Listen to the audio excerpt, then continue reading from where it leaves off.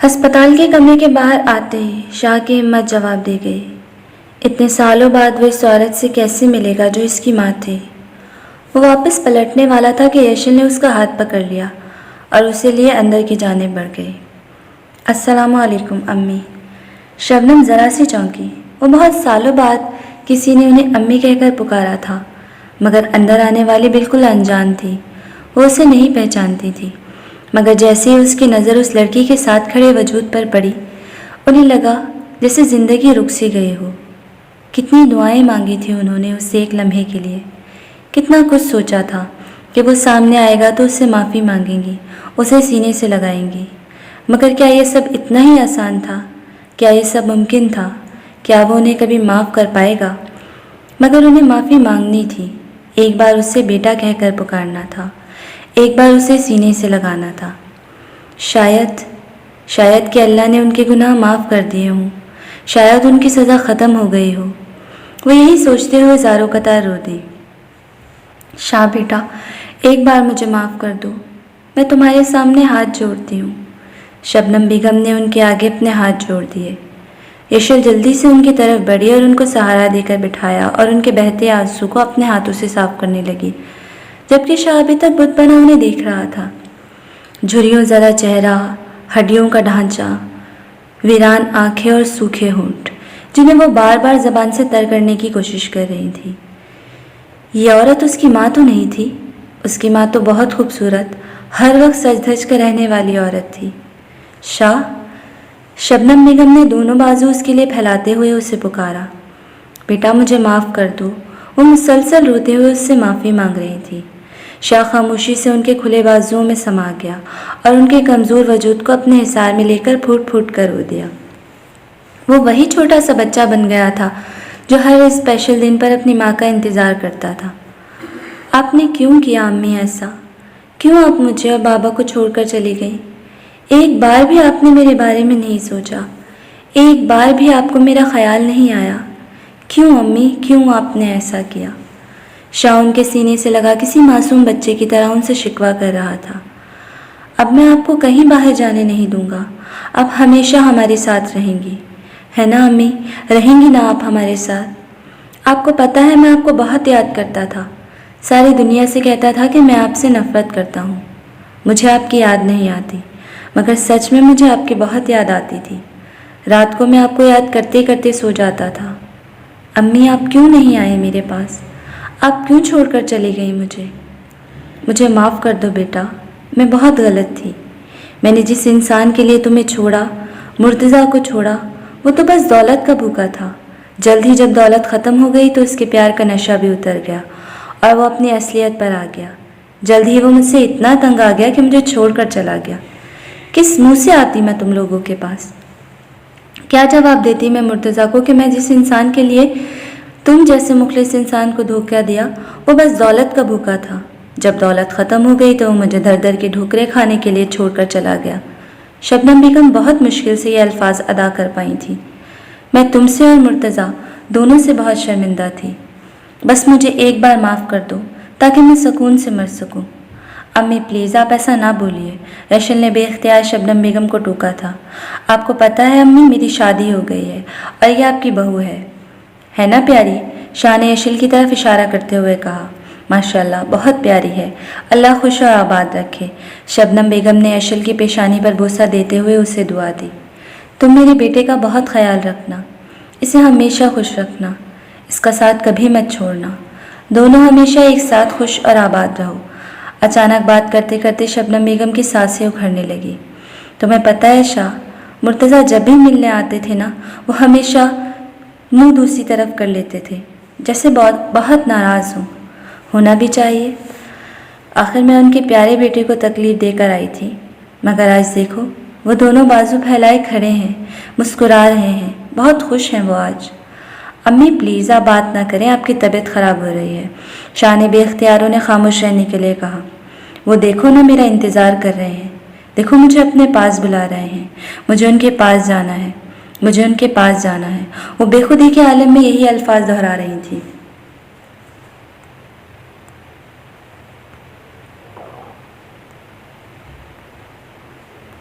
शबनम बेगम को गुजरे 3 माह से ज़्यादा का अरसा गुजर चुका था। सब मामूल पर आ चुका था। शाह ने ऑफिस जाना शुरू कर दिया था। यशिल की वही रूटीन, या तो किचन में शाह के लिए कुछ न कुछ बना रही होती या कभी घर की सेटिंग चेंज कर रही होती, तो कभी रानों से लंबी लंबी कॉलेज चल रही होती। शाह और यशिल अपनी ज़िंदगी से पूरी तरह मुतमईन थे। वो दोनों एक दूसरे के साथ बेहद खुश और मुकम्मल थे। आज भी यशिल किचन में शाह के लिए कोई इटालियन डिश तैयार करने में लगी हुई थी कि दीनू बाबा ने उसे साद भाई और शाह के आने की इत्तला दी। सादी के आने का सुनकर वो बेख्तियार खुश हो गए। अस्सलामुअलैकुम साद भाई, कैसे हैं आप? और आज के दिन आपको अपनी बहन की याद कैसे आ गई? यशिल ने शिकवा करते हुए कहा। अरे जाओ यार, कौन सी बहन, कौन सा भाई, कौन सा यार, किसी को मेरा ख्याल ही नहीं। एक ये जैन खुद तो शादी करके बैठ गया है और मेरा किसी को ख्याल ही नहीं आता। साद ने जैन की तरफ इस तरह इशारा किया, एक मुझे तुम ही से उम्मीद है कि चलो मेरी बहन है, मेरे बारे में ज़रूर सोचेगी। मगर नहीं जी, हमारी बहन को भी हमारी कोई फिक्र नहीं है। बस हम तो दुनियादारी के लिए भाई हैं, किसी ने हमें भाई समझा ही कब है। और एक वो हमारी अम्मा जान, जिनको लगता है कि मैं अभी तो खुद बच्चा हूँ, भला बीवी को कैसे संभालूंगा। शाह की बार तो नहीं लगा था कि बच्चा है। 1 साल होने को आया है शाह को, और एक मैं ही बच्चा लगता हूँ सबको। मतलब ये तो हद हो गई ना नाइंसाफ़ी की। जिस उम्र में जैन दादा बनेगा, इस उम्र में मैं अच्छा लगूंगा दूल्हा बनते। शाह जो काफ़ी देर से उसकी बकबक सुन रहा था, इस बात पर हंस दिया, जबकि यशिल बुरी तरह शर्मा गई। साहद भाई, आप भी ना बताएं तो आखिर हुआ क्या है? यशिल ने मासूमियत से सवाल किया। हुआ क्या है? तुम्हें अभी तक नहीं पता चला कि हुआ क्या है? सादी का दिल किया कि अपना सर दीवार पर दे मारे। मेरी प्यारी बहन, किसी की याद में बेकरार हो गया हूँ मैं। भूख नहीं लगती, प्यास नहीं लगती, सारा सारा दिन उसके ख्यालों में खोया रहता हूँ। किसी काम पर तवज्जो नहीं दे पाता। अब उसे अपनी ज़िंदगी में शामिल करना चाहता हूँ, उससे शादी करना चाहता हूँ। और कुछ जानना चाहती हो तो बताओ, सादी ने किसी फिल्मी गमगीन हीरोइन की तरह एक्टिंग करते हुए जवाब दिया। शाह तो हंस हंस कर बुरा हाल हो चुका था, जबकि यशिल अभी तक समझने की कोशिश कर रही थी कि ये चक्कर क्या है। कौन है वो लड़की जिसे आप पसंद करते हैं? यशिल के दिमाग में बात आ ही गई। कौन हो सकती है? वही लड़ाका बिल्ली जिसने आपकी शादी में मेरे भाई को कंगाल कर दिया था। सादी ने शर्माते हुए जवाब दिया। क्या मतलब?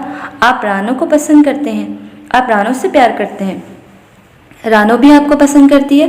इतनी बड़ी बात मेरी बेस्ट फ्रेंड ने मुझे बताई तक नहीं। कब से चल रहा है ये सारा चक्कर? उसकी तो मैं बाद में खबर लूँगी। यशिल ने सादी को घूरते हुए सवाल पर सवाल किया। अरे बहना, ज़रा सांस तो लो। वो तो मेरी जान की पक्की वाली दुश्मन है, पूरी लड़ाका बिल्ली है, काट खाने को दौड़ती है। मुझे रोड साइड रोमियो, आशिक, आवारा, बेगैरत इंसान और न जाने क्या क्या समझती है। बल्कि 2 बार तो अपने मासूम गाल पर उसके हथौड़े जैसे हाथों से थप्पड़ भी खा चुका हूँ। सादी ने मासूमियत के सारे रिकॉर्ड तोड़ते हुए जवाब दिया। इस बार यशिल भी खिलखिलाकर हंस दी। तो तुम मेरी प्यारी बहन हो ना, ज़रा मामला क्लियर करवा दो। मेरे होने वाले बच्चे तुम्हें दुआ देंगे। उसे समझाओ कि मैं कोई ऐसा वैसा इंसान नहीं हूँ, बहुत शरीफ और सीधा साधा सा बंदा हूँ। सादी ने मिन्नत करने वाले अंदाज में यशिल को कहा। हाँ तो ये बात है सादी भाई, अब आप बिल्कुल भी फिक्र ना करें, क्योंकि आपकी वकील यशिल शाह है और मैं कभी भी नहीं हारती। इंशाल्लाह हम ये केस जीत जाएंगे। यशिल बेहद खुश थी कि उसकी प्यारी दोस्त के नसीब में एक इतना अच्छा इंसान लिखा है। ये हुई ना मेरी बहन वाली बात। चलो अब इसी बात पर जल्दी से कुछ खिलाओ, मुझे बहुत भूख लगी है। 3-4 दिन से कुछ भी नहीं खाया, साद ने दुहाई देने वाले अंदाज में कहा, जबकि शाह बस उसे देखकर रह गया, क्योंकि अभी ऑफिस में वो 2 बर्गर, 3 समोसे और 2 कोक के कैन हजम करके आ रहा था। दूसरी तरफ यशिल जल्दी से खाना लगाने के लिए उठ खड़ी हुई। रात को यशिल काफ़ी देर तक अम्मा बी से फ़ोन पर बात करने के बाद कमरे में आई थी। शाह बैठ के साथ टेक लगाए उसी का इंतज़ार कर रहा था। अरे जान, आज इतनी लेट क्या बातें हो रही थी अम्मा से? शाह, आपको पता है ना, बेहद खुश हूँ। रानो और साद भाई एक साथ कितने अच्छे लगेंगे ना। वो उसके साथ बेड पर बैठते हुए बोली। हाँ वो तो है, लेकिन तुम कहाँ थी? आज तुम्हारा भाई क्या आया, तुम तो अपने मासूम शौहर को भूल ही गई। अरे नहीं, ऐसा कुछ नहीं है। मैं आपको बता रही थी कि अम्मा बी से मैंने बात कर ली है। वो तो खुद चाहती हैं रानो उनके घर की बहू बने। मैं और अम्मा भी कल बाकायदा पापा के यहाँ रिश्ता लेकर जा रहे हैं। कितना मज़ा आएगा ना शादी में। यशिल कब से अपनी ही बोली जा रही थी, जबकि शाह उसकी जुल्फों में खोया हुआ था। शाह, आप मेरी बात सुन रहे हैं ना? शाह को खुद से अलग करते हुए यशिल ने मसनूई गुस्से से उससे घूरा।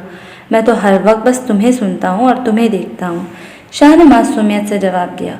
वो अभी और न जाने क्या क्या कहने वाली थी।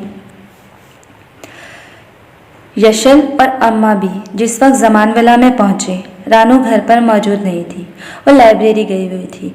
अम्मा भी ने बिना आगे पीछे की बात किए जमान से शादी के लिए रानू का हाथ मांग लिया। बहन, मुझे तो कोई एतराज़ नहीं है, जैसे मेरे लिए जैन है वैसे ही शादी भी है। घर का देखा वाला बच्चा है, मुझे भला क्या एतराज़ हो सकता है। लेकिन मैं फिर भी एक बार रानू से बात करना चाहता हूँ। इसकी फिक्र आप मत करें, इससे बात कर लूँगी मैं, यशल जल्दी से बोली। फिर भला मुझे क्या एतराज़ हो सकता है, जैसे आप लोगों की मर्जी, जमान साहब ने मुस्कुराते हुए जवाब दिया। पापा, हम सब ऐसा करते हैं कि आज रात आप डिनर हमारे साथ करें और मैं रानू से बात भी कर लूँगी। यशल ने जल्दी से सारा प्रोग्राम सेट किया, जिस पर अम्मा भी और जमान साहब दोनों हंस दिए। शाह ऑफिस से जल्दी उठाया था क्योंकि यशल घर में अकेली थी। सकीना और उसकी बेटी अपने किसी रिश्तेदार से मिलने के लिए गई हुई थी और यशल ने सबको डिनर पर बुलाया था। ऊपर से उसकी तबीयत सुबह से ही कुछ नासाज थी। शाह जब घर पहुंचा तो यशल किचन में मसरूफ थी। क्या हो रहा है? कुछ नहीं, बस डिनर की तैयारी कर रही हूँ, यशल ने मसरूफ से अंदाज में जवाब दिया। मैंने कहा भी था कि बाहर से खाना मंगवा लेते हैं, क्योंकि तुम इतनी मेहनत करती हो, शाह ने प्यार से उसके चेहरे से बालों की लटें हटाते हुए कहा। नहीं ना, मुझे ये सब करना अच्छा लगता है। और आपको हुआ क्या है, काम ही कितना है। कभी आप नौकर रखने की बात करते हैं, कभी आप खाना बाहर से मंगवाने की बात करते हैं। यशल ने नाराजगी से शाह को घूरते हुए सवाल किया। क्योंकि मैं नहीं चाहता कि तुम काम करो, मैं बस ये चाहता हूँ कि तुम खुश रहो। तो मुझे ये सब करके खुशी ही तो मिलती है, यशल ने शरारत से आटे वाले हाथ शाह के नाक पर लगाते हुए जवाब दिया। अच्छा लाओ, मैं तुम्हारी मदद कर देता हूँ। आप मेरी मदद करेंगे, यशल ने मजाक उड़ाने वाले अंदाज में शाह को छेड़ा। हाँ, तुम्हें क्या लगता है मुझे खाना बनाना नहीं आता? तुम पीछे हटकर देखो, मैं अभी कैसा आटा गूंथता हूँ। शाह ने यशल को वहां से हटाते हुए अपनी शर्ट के बाजू फोल्ड किया और आटा गूंथने लगा, जबकि यशल का हंस हंस के बुरा हाल था। शाह ने आटे में पानी बहुत ज़्यादा डाल दिया था। शाह एक नज़र हंसती हुई अपनी बीवी पर डाल रहा था, जबकि दूसरी नज़र अपने हाथ में मौजूद थाली पर, जिसमें आटा कम और पानी ज़्यादा था।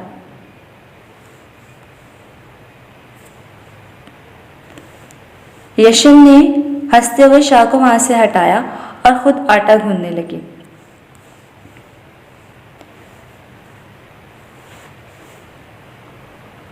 जब अचानक शाह ने उसे अपने हिसार में लिया।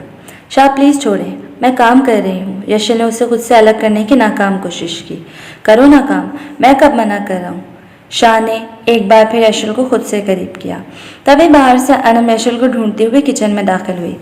गुड़िया, मुझे बता तो देती, मैं जल्दी आ जाती तुम्हारी मदद।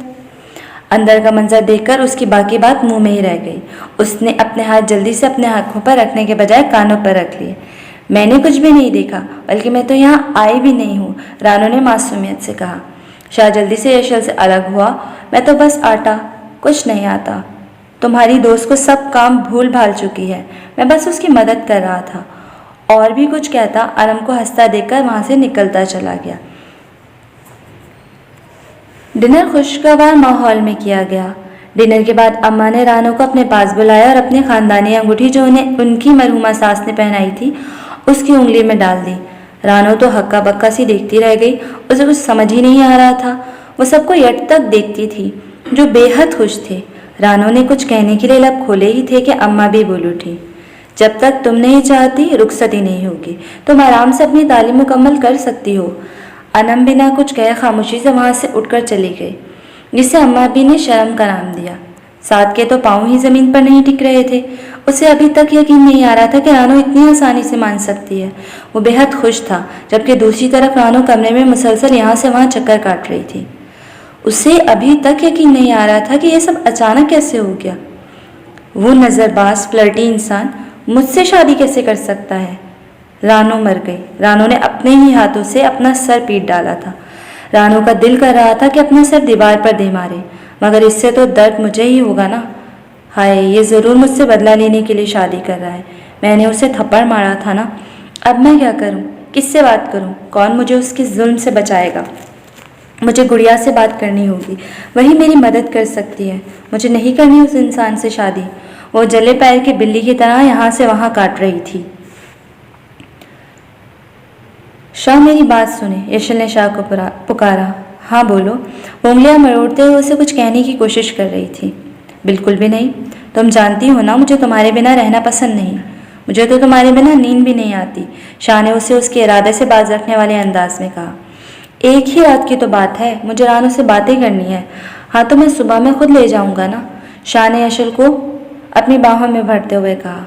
शाह प्लीज आज रात की, यशल ने मासूमियत भरे अंदाज में शाह को मनाने की कोशिश की। जानिए मेरे लिए एक रात नहीं 1 साल होगा। मैं तुमसे एक पल भी दूर नहीं रह सकता और तुम मुझसे दूर जाना चाहती हो। मैं आपसे दूर जाना थोड़ी चाहती हूँ, यशल जल्दी से बोल उठी। तो पास आना चाहती हूँ, शाह ने उसको मजीद खुद से करीब करते हुए उसके कानों में सरगोशी की। शाह मैं रानो से साद भाई के बारे में बात करना चाहती हूँ, वो शाम से ही काफ़ी चुप चुप सी है। हाँ तो उसे यहीं रोक लो। शाह शादी के बाद एक बार फिर बाबा के यहाँ नहीं गई, बस आज रात की तो बात है। मैं सुबह होते ही वापस आ जाऊंगी। ओके ठीक है, मगर बस आज रात की बात है, शाह हार मानते हुए अंदाज में कहा। थैंक यू, आप बहुत अच्छे हैं, यशल ने जल्दी से उसकी गाल पर किसकी और वहाँ से बाहर निकल गई, जबकि शाह उसकी इस हरकत पर बस गहरी निगाह भर कर रह गया। घर आते ही रानू बिना कोई बात किए अपने गुड़िया के मुश्तरी कमरे में चली गई। वो अच्छी खासी डिस्टर्ब लग रही थी। यशल जब कमरे में दाखिल हुई तो रानू यहाँ से वहाँ चक्कर काटने में मसरूफ थी। रानू सादी भाई तुमसे बात करना चाहते हैं, गुड़िया ने मोबाइल उसके हाथों में थमाते हुए कहा, जिसे उसने मुकम्मल नज़रअंदाज कर दिया। गुड़िया मुझे तुमसे बात करनी है। हाँ कर लेना बात, मैं सारी रात यहाँ हूँ, पहले तुम साद भाई से बात कर लो। नहीं करनी मुझे बात, राना ने मोबाइल बेड पर फेंकते हुए कहा, जबकि दूसरी तरफ कॉल पर मौजूद साद भी अच्छा खासा परेशान हो चुका था कि वो इससे बात क्यों नहीं करना चाहती। क्या बात है रानू, तुम ऐसे क्यों कर रही हो? गुड़िया यहाँ बैठो, मेरी बात सुनो, रानू ने गुड़िया को बेड पर बैठाते हुए कहा। मुझे साद से शादी नहीं करनी। क्यों, तुम किसी और को पसंद करती हो? अब गुड़िया भी सही मायनों में परेशान हो चुकी थी। दूसरी तरफ साद को ऐसा लगा कि जैसे उसकी सांसें थम चुकी हैं। अरे नहीं यार, ऐसा कुछ नहीं हुआ। होता तो क्या मैं तुमसे छुपाती? साद ने भी शुक्र की सांस ली थी। वो किसी और को पसंद नहीं करती, तो फिर क्या बात है? गुड़िया ने नाराज़गी भरे अंदाज में कहा। यार तुम नहीं समझोगी, वो सिर्फ मुझसे बदला लेना चाहता है, इसलिए वो मुझसे शादी करना चाहता है, रानो ने बेचारगी से कहा। बदला? कैसा बदला? किस बात का बदला? यशल ने हैरानी से सवाल किया। अरे यार, तुम्हारी शादी पे वो मुझे अजीब अजीब नज़रों से घूर रहा था, छिछोरा इंसान। यार ऐसे तो ना बोलो, साद भाई को इतने अच्छे और सीधे साधे से इंसान है। साद को अपनी बहन पर बेहद प्यार आया और उसने उसके गायबाना कई बलाएं डाली, जबकि दूसरी तरफ रानो का बस नहीं चल रहा था कि गुड़िया को उठाकर उसके भाई के घर छोड़ाए। हाँ बिल्कुल सीधा और शरीफ इंसान है, बिल्कुल जलेबी की तरह, रानू ने मुंह बनाते हुए जवाब दिया, जबकि दूसरी तरफ साद ने अपनी हंसी बामुश्किल कंट्रोल की। रानू वो बहुत अच्छे इंसान है, मेरी बात तो सुनो। मुझे कुछ नहीं सुनना बुनना, उसने सर से पैर तक चादर तानी, जिसका मतलब था कि अब वो मजीद बात नहीं करना चाहती। यशल ने भी अपना मोबाइल उठाया और कमरे से बाहर निकल गई। उसने अपने भाई को आज की रिपोर्ट भी तो देनी थी। हेलो सादी भाई, आपने सुना ना आपकी होने वाली जोजा आपके बारे में कैसे ख्यालात रखती हैं? यशल ने हंसते हुए सादी से पूछा। हाँ बहन सुन लिया, तुम बस एक काम करो, किसी तरह मेरी एक मुलाकात करा दो मेरी होने वाली जोजा से, बाकी मैं खुद संभाल लूँगा। ना बाबा ना, मुझसे ना हो पाएगा, अगर उसको पता चल गया तो वो मेरी जान ही ले लेगी, यशल ने डरे हुए लहजे में जवाब दिया। कैसी बहन हो तुम, अपने भाई के लिए इतना भी नहीं कर सकती? बस किसी तरह उनकी अम्मा को एक बार मुझसे मिलने के लिए राज़ी कर लो, सादी ने दुहाई देने वाले अंदाज में कहा। अच्छा ठीक है, मैं कुछ सोचती हूँ, आप अपना ख्याल रखें, मैं अंदर जाती हूँ, कहीं उसको शक हो गया तो आज रात मेरी ज़िंदगी की आखिरी रात होगी। यशल ने हंसते हुए फ़ोन ऑफ किया और अंदर की जानिब चल दी।